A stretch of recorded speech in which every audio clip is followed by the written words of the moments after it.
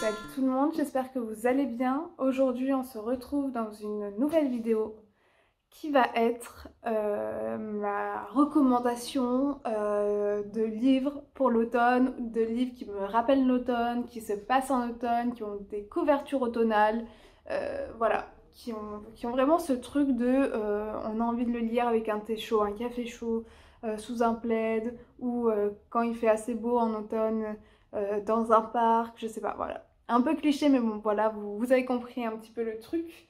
Alors, je vais commencer par vous présenter le tome 3 et 5 des 7 sœurs. Alors, sachez que les 7 sœurs, c'est une saga en 8 tomes maintenant. 7 tomes plus un tome sur le père, donc c'est 7 sœurs. Donc qui ont perdu leur père, et en fait elles ont été toutes les 7 adoptées. On sait pas trop ce que le père fait dans la vie, on sait pas trop pourquoi elle et pas d'autres. Elles ont toutes un passé assez extraordinaire, et en fait chaque tome va suivre une sœur. Et il y a des retours dans le passé et on a toute une histoire du pourquoi, du comment. Bah déjà, elles sont incroyables parce qu'elles ont une histoire incroyable, de famille incroyable, et pourquoi elles se sont fait adopter. Donc voilà. Et sachez que vous pouvez les lire assez indépendamment. Donc moi j'en suis au tome 5. Je vous conseille quand même de lire, même si les livres, même si les tomes peuvent se lire indépendamment des autres, il y aura dans tous les cas quelques petits spoils, voilà, mais des trucs minimes par rapport aux sœurs en fait qu'on aura vu dans le tome précédent. Mais pas sur la sœur qu'on suit et donc qui est la principale, le personnage principal du tome. Je vous conseille quand même de lire le tome 1 parce que c'est celui qui va introduire quand même toutes les sœurs. Mais bon voilà, donc le tome 3 est sur Star et il se passe en Angleterre. Et voilà, il y a tout ce truc de l'Angleterre, il fait humide, il fait froid, on se retrouve dans un cottage, dans un espèce de manoir. Voilà, pour moi ça fait très automne, ça me rappelle vraiment l'automne. Et ici c'est pareil, donc ça c'est ma lecture en cours. On suit Tilly qui elle se retrouve en Écosse dans un domaine. Elle va travailler dans tout ce qui est le milieu zoologique on va dire. Et là en fait elle a été employée pour la préservation de la vie sauvage en Écosse sur un domaine. Et donc ce domaine, il y a un petit cottage pareil, il y a de la neige, il fait froid, on parle de cheminée, on parle de trucs comme ça, et voilà, ça rappelle vraiment, vraiment l'automne. Donc je me suis dit, voilà, si ça peut vous donner envie de lire cette série, n'hésitez pas. Ensuite, un grand classique, hein, mais Harry Potter, bon là je vous montre le tome 1, mais voilà, la saga Harry Potter, je pense que c'est bien aussi de relire ces livres. Et voilà, là on va commencer à un petit peu plus rester chez nous, c'est un petit peu le moment aussi où on aura un peu plus, on va plus prendre le temps de rester à la maison. Et on a souvent tendance, je trouve, à être un petit peu à la course du nouveau livre, alors qu'on pourrait très bien faire des relectures. Et voilà, pour moi l'automne et l'hiver ça rime aussi avec relecture, donc voilà. Bon, pour moi ça sera lecture parce que je n'ai pas lu tous les Harry Potter. J'ai le tome 3 actuellement dans ma pile à lire, donc ça tombe bien parce que c'est celui qui se passe vraiment en automne. Mais voilà, j'aimerais bien vous parler également dans cette vidéo de la saga Les détectives du Yorkshire. Donc là c'est le tome 1. Pareil, il fonctionne aussi un peu par saison, mais pour moi le mood est tellement le même euh, que pour moi c'est vraiment automnal, c'est vraiment cozy murder, enfin voilà, automne-hiver, voilà, on reste à la maison, petit plaid, on dit ça, hop hop hop, voilà, j'adore. J'adore, j'adore. Donc on a deux personnages principaux dedans. Donc on a Samson et Delilah. Ils ont tous les deux vécu à Bruncliff. Donc Samson, lui, est parti il y a une dizaine d'années de Bruncliff. Il était un petit peu connu, enfin, comme étant un casse-cou. Il est pas très apprécié. Il est parti à la suite d'une bagarre avec son père. Donc voilà, il n'est pas du tout apprécié du tout, ça fait 10 ans qu'il n'est pas là, qu'il n'a plus donné du tout de signes de vie, voilà. il revient à Brunkeberg parce que il a des petits problèmes. Il a rencontré de petits problèmes à Londres où il était policier, même plus haut gradé, et il travaillait pour un service spécial. Donc il était infiltré dans tout ce qui est enquête et voilà. De l'autre côté, on a Delilah qui, elle, adore courir mais ne court plus. Elle s'est mariée, mais du coup elle a connu un divorce parce que voilà. Et du coup elle est divorcée, donc deuxième coup dur dans un petit village où tout le monde se connaît, où pour certains personnages sont assez arriérés, assez critiquants. Ça se dit critiquant?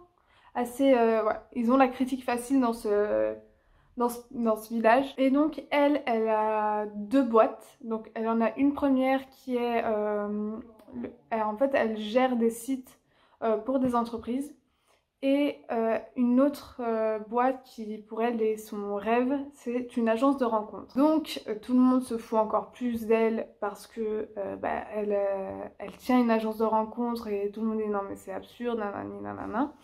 Et en fait elle est quasiment en faillite parce qu'on lui a laissé toutes les dettes, voilà, quand son mari est parti, il lui a laissé toutes les dettes, donc voilà. Et donc quand son revient à Brunkeberg pour se mettre au vert, il va ouvrir une agence de détective au rez-de-chaussée du bâtiment de Delilah parce qu'elle a besoin d'argent, donc elle lui loue le local inactif. Donc va s'en suivre des histoires de meurtres et Samson et Delilah vont faire équipe. J'adore nos personnages, j'aime beaucoup nos enquêtes, certaines plus que d'autres, mais dans tous les cas à chaque fois pour moi c'est un 5 sur 5. J'adore Calimero, j'aime trop nos personnages tels que Clive, j'aime beaucoup Lucy, j'aime beaucoup, bref, nos personnages je les aime beaucoup. Ils ont tous un certain caractère et voilà, c'est super. N'hésitez pas à la commencer, elle est géniale et en plus, voilà la tranche, c'est magnifique dans la bibliothèque, voilà. Je sais que c'est un argument très limite, mais voilà, ça vous poussez à la lire. N'hésitez pas. Ensuite, j'aimerais vous proposer Fangirl. Alors, je suis pas sûre que ça se passe vraiment en automne. Mais pour moi, alors ça a été une lecture assez mitigée. Mais je pense que je l'ai quand même beaucoup aimé parce que je veux le relire et que je l'ai gardé. Là, je l'ai lu, je pense, il y a 3 ou 4 ans. Et je l'ai toujours dans ma bibliothèque et je veux le relire depuis au moins l'année dernière. Donc voilà. Donc on parle de Kat. Qui a une sœur jumelle et en fait elles vont rentrer à l'université. Sa sœur jumelle veut un petit peu se dissocier de leur truc de jumelle et sa sœur est beaucoup plus sociable et en plus de ça elles se retrouvent pas dans les mêmes cours, voilà, elles aiment pas les mêmes choses donc elles suivent pas les mêmes cours. On suit Kat et on suit aussi du coup tout ce qu'elle ressent, le fait de se retrouver séparée de sa sœur alors qu'elle vivait un petit peu dans son ombre. Elle me fait beaucoup penser à Star dans les 7 sœurs et Star j'ai eu du mal avec elle et j'ai eu du mal aussi avec Kat. C'est vraiment des personnages où je me retrouve pas trop en eux et du coup elle écrit une fanfiction sur Simon Snow donc qui vient, c'est un peu l'équivalent de Harry Potter pour nous. Et donc voilà, et en fait on va suivre Kat dans son année universitaire avec le fait qu'elle va rencontrer des garçons, le fait de se faire des amis toute seule, voilà. Et j'ai beaucoup aimé, en fait ce que j'ai pas aimé c'est juste que je me suis pas retrouvée dans le personnage de Kat. Des fois j'ai un petit peu levé les yeux au ciel en me disant bon il va falloir te secouer, voilà. Et surtout j'ai eu du mal parce que moi je n'aime pas les fanfictions et c'est vrai que dans ce livre on alterne un petit peu entre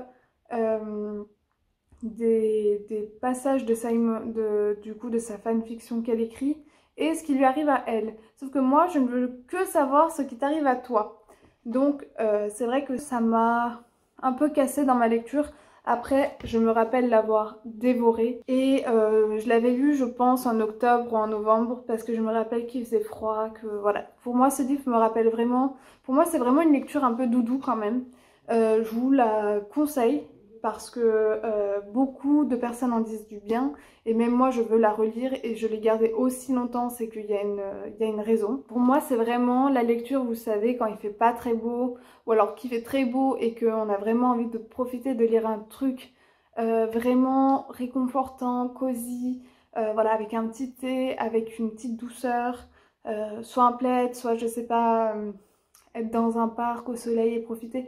Pour moi c'est vraiment ce genre de livre, ça me rappelle ça quoi. Pour moi je sais pas, c'est un livre qui se lit beaucoup en automne-hiver, je sais pas, c'est vraiment la vibe un petit peu cocooning, voilà. Pour continuer, je voudrais vous parler un petit peu de l'épouvanteur, donc ça va être une relecture, pas en automne, mais il faut vraiment que je le relise parce que j'ai mis trop de temps entre ma lecture du tome 1 et là j'ai acheté le tome 2, je l'ai trouvé à Emmaüs et j'ai mis trop longtemps entre les deux et je me rappelle pas assez du tome 1. Pour moi, enfin j'ai des bribes et pour moi c'est vraiment fin de l'été, début de l'automne. Donc ça parle de Thomas Ward qui est le 7e fils d'un 7e fils et donc il va devenir apprenti épouvanteur et donc l'épouvanteur de qui il est apprenti est très exigeant, donc il va apprendre à se battre contre des sorcières, des gobelins, voilà, tout ça. Sauf que involontairement, il va libérer la mère Malkin, qui est l'un des êtres la sorcière la plus maléfique qui soit, et donc ça va être un petit peu la cata, et on va donc suivre toutes ces péripéties. Et moi j'ai adoré un autre personnage dedans qui rentre, avec qui il va devenir ami et il n'est pas censé être ami. Bref, il me semble que c'est ça, mais je vous le conseille, c'est vraiment, pour moi pareil, je me rappelle, c'est une lecture un peu cocooning, voilà. En plus c'est bien, c'est un jeunesse il me semble, ou un young adulte. Il y a pas mal de young adultes dans mes recommandations là qui vont arriver, et voilà, mais je vous le conseille parce que dans mes souvenirs c'était vraiment une lecture qui se lit ouais, à l'automne, tout ça. Je suis désolée que ce soit un petit peu fouillis, mais voilà, en fait j'ai regardé ma bibliothèque et je me suis dit qu'est-ce qui me rappelle l'automne et qui me donne un mood d'automne dans les lectures que j'ai déjà faites, et je vous ai sorti un petit peu tout ce qui était tout ça quoi. Ensuite, un coup de cœur intersidéral, je l'ai lu l'année dernière, à mon humble avis. J'aurais dû le lire beaucoup plus tôt.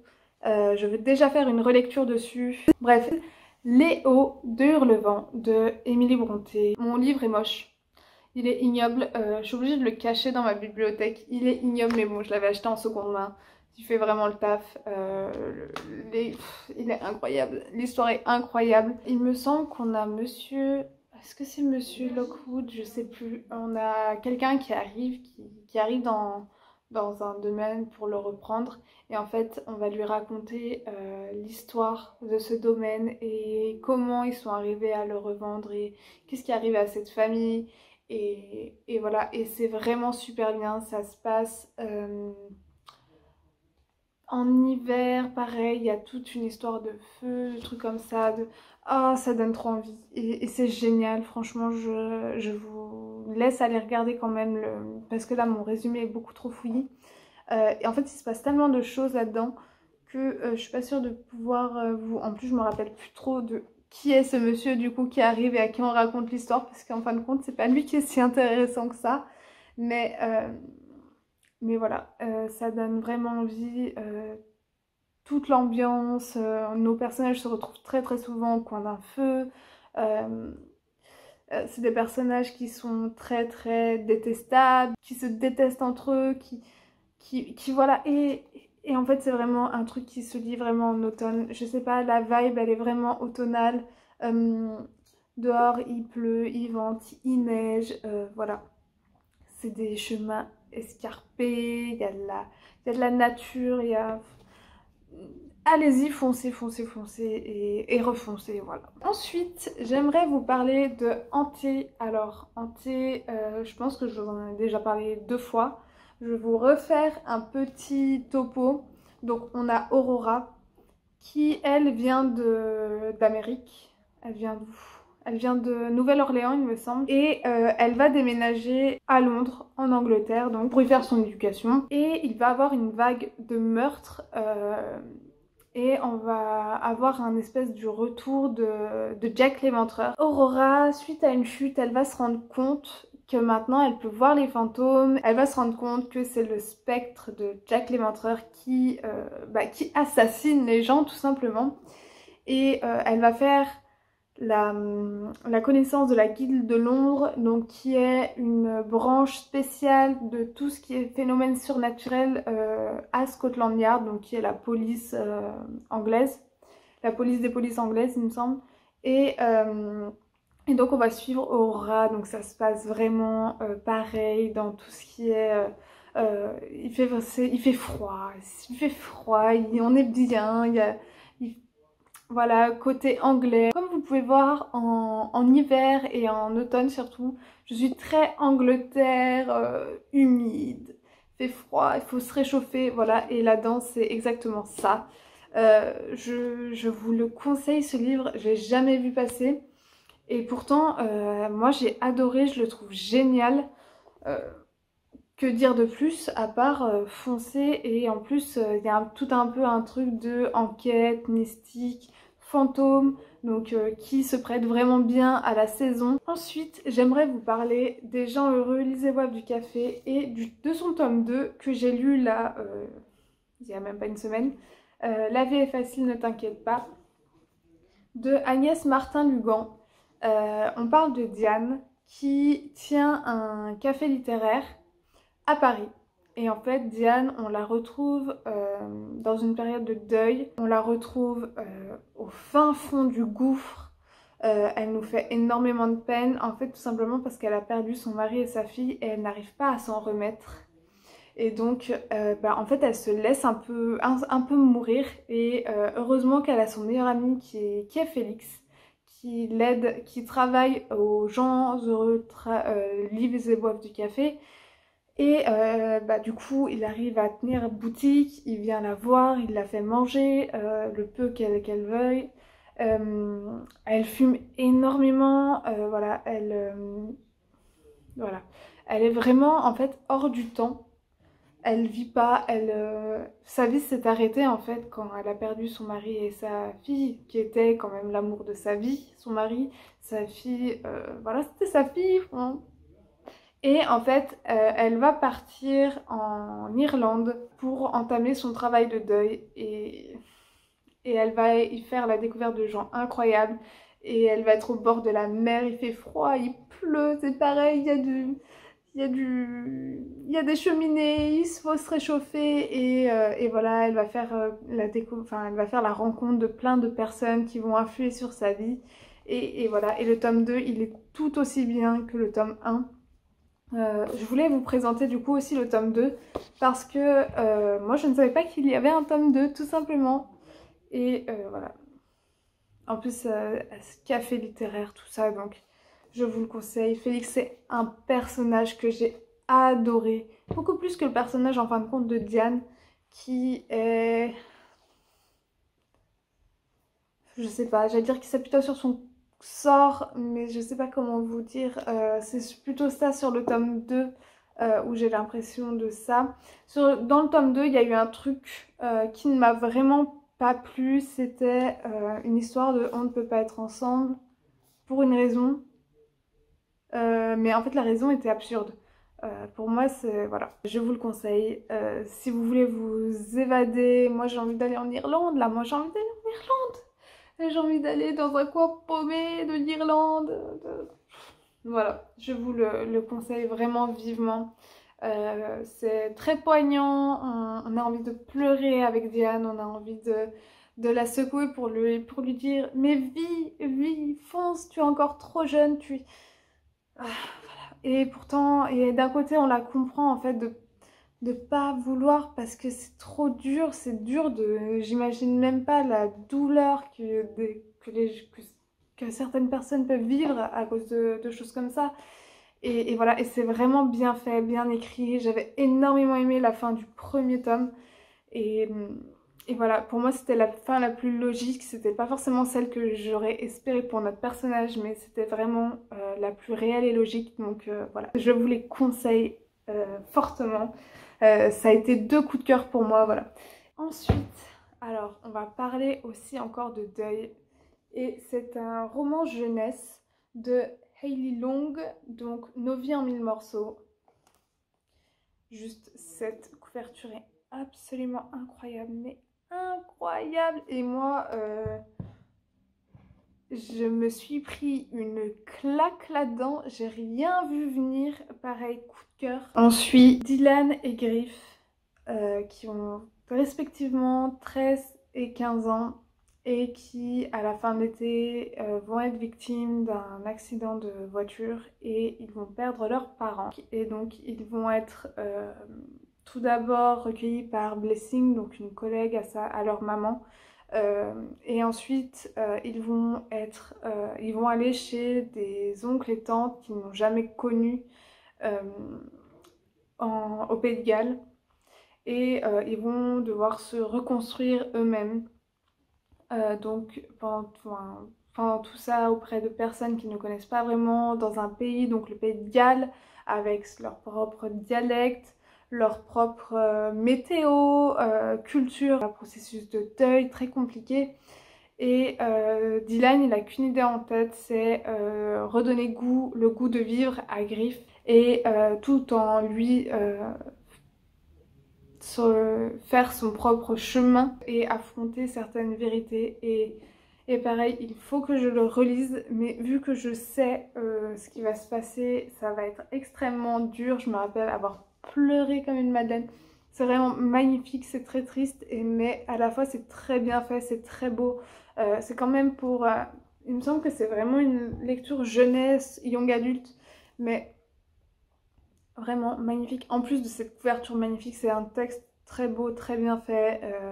Moi qui ne suis pas très lecture jeunesse, pourtant j'en ai quand même certaines. Hein. J'ai pas mal de young adultes là à vous proposer.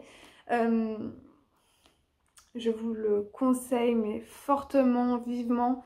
Ça fait un petit moment qu'il est sorti, donc vous pouvez aussi le trouver en seconde main, ce livre. Et magnifique sur le processus de deuil. Voilà, mais ça fait pas non plus pleurer dans les chaumières, c'est vraiment très bien dosé, très bien fait. Ça amène d'une façon très bien faite les choses. En plus, on a un retour, il me semble, dans le passé, donc des flashbacks, des espèces de flashbacks avec l'accident, comment ça s'est passé, qu'est-ce qu'ils devaient faire, les discussions avec leurs parents, voilà, dans la voiture avant l'accident. Et voilà, c'est très beau. Je vous le conseille, mais énormément. Et juste pour avoir cette beauté en plus dans notre bibliothèque. Mais regardez-moi ça, c'est magnifique. Bref. Et pour finir, une lecture qui pour moi, en tout cas le tome 1, peut se faire en automne, hiver, printemps pour moi. Voilà. Là où on peut encore avoir un petit peu d'humidité en fait. C'est le Pont des Tempêtes. Donc même si on a notre personnage de Lara qui vit à Maridrina, donc je dirais un climat assez oriental, très chaud, très ouais, voilà, très chaud, eh bien elle part dans tous les cas à Itikana, qui est quand même une espèce d'île sauvage, avec énormément de tempêtes, il fait froid, il fait...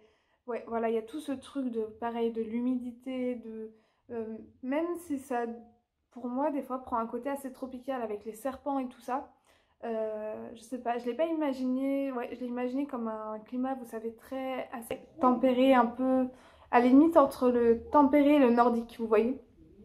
Donc voilà, voilà le truc. Et pour moi, ce tome 1 se lit, peut se lire vraiment en automne. Peut-être pas le tome 2, parce que le tome 2, je pense qu'on va se retrouver plutôt dans un climat chaud. On verra bien, je ne sais pas. D'ailleurs, il est sorti et je l'ai reçu en librairie. Il faut que j'aille le chercher. Ça a été un coup de cœur, je vous le conseille. On en a entendu parler partout. Et ce tome 1, pour moi, peut très bien se lire déjà en automne, en hiver et au printemps. Voire même plus au printemps, même si, je sais pas, moi je l'aurais bien lu quand même En automne, je sais pas. Voilà, voilà, c'est tout pour moi. J'espère que cette vidéo n'aura pas été trop longue. J'ai essayé de parler assez vite, assez bien, de vous faire des petits résumés. Bon, pour certains, c'est un peu pas le cas, mais bon. Voilà, j'espère que certaines références iront dans votre bibliothèque, dans votre pile à lire, dans votre, je sais pas, votre liste d'achat ou je ne sais pas. Et si vous avez déjà lu l'un des livres proposés ou séries, n'hésitez pas à me donner votre avis, si vous aussi vous êtes d'accord, si vous n'êtes pas d'accord d'ailleurs, parce que voilà, c'est un peu un mood aussi. J'espère que cette vidéo vous a plu. N'hésitez pas à la liker, à vous abonner, à commenter et on se dit à la prochaine.